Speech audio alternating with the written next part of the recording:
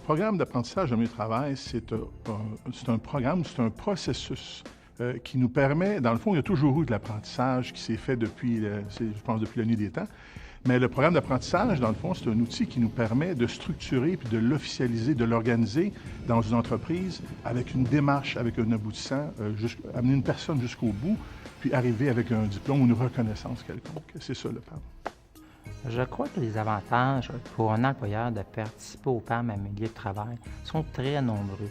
Entre autres, l'amélioration des compétences des employés, la valorisation du personnel, le sentiment d'appartenance que les employés vont développer face à l'employeur qui est intéressé à leur réussite.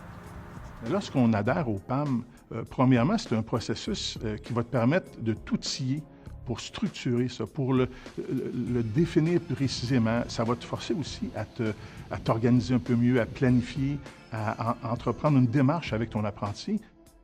Et le compagnonnage, c'est un outil de travail, à mon avis, extrêmement important pour une personne qui entre dans le domaine. C'est la promiscuité, les deux personnes qui travaillent ensemble dans la situation réelle de travail aussi. Pour me montrer une nouvelle tâche, mon compagnon va d'abord m'expliquer ce qu'il faut faire. Ensuite, il va le faire lui-même devant moi pour me le montrer pour que je comprenne vraiment bien. Et il faut les guider. Il faut tout d'abord leur dire ce qu'ils doivent faire. Il faut les laisser faire un bout de chemin. Il faut les superviser. Il faut leur donner un petit peu de feedback. La façon dont je suis évalué, c'est avec un carnet d'apprentissage. Il y a plusieurs compétences à compléter. Puis lorsque j'ai fait une compétence, mon compagnon peut cocher la compétence. Puis une fois que la compétence est faite, on met nos deux les initiales pour dire c'est complété. Les 5 compétences, la première, c'est de préparer un site aménagé. La deuxième, qui est une grande compétence, c'est d'utiliser tous les matériaux inertes, ce qu'on appelle matériaux inertes, le pavé de béton, les pierres naturelles, la roche, toutes sur des fondations granulaires. Ça, c'est la deuxième compétence, c'est la plus importante dans la norme.